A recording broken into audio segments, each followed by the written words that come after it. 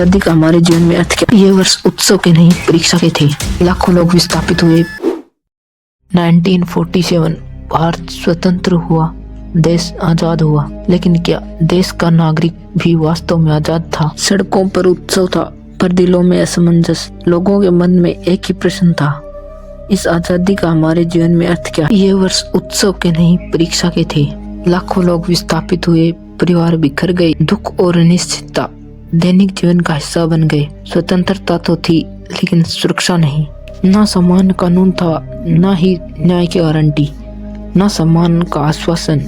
आजादी आ चुकी थी, पर दिशा शेष थी। और फिर आया 26 जनवरी 1950। ये केवल एक तारीख नहीं थी, ये भारत के भविष्य की घोषणा थी। इस दिन भारत ने स्वयं से कहा, इस देश में सत्ता किसी राजा, किसी शासक या किसी वर्ग के हाथ में नहीं होगी, सत्ता होगी संविधान की।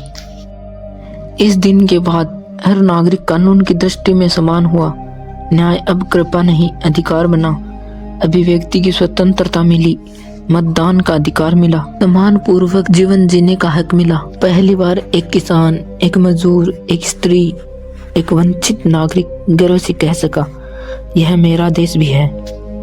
यह क्रांति तलवार से नहीं, यह क्रांति कलम से आई। डॉक्टर भीमराव अंबेडकर और संविधान निर्माताओं ने सिर्फ कानून नहीं लिखे, उन्होंने करोड़ों लोगों को दिशा दी। जो दबे थे उन्हें आवाज मिली, जो पीछे थे उन्हें अवसर मिला, जो अनदेखे थे उन्हें पहचान मिली।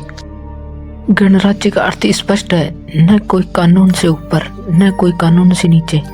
यही विचार भारत की आत्मा बना।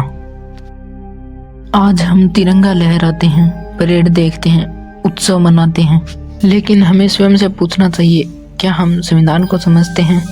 क्या हम उसकी मर्यादा का पालन करते हैं? क्योंकि 1947 ने हमें स्वतंत्रता दी, लेकिन 26 जनवरी 1950 ने हमें नागरिक बनाया।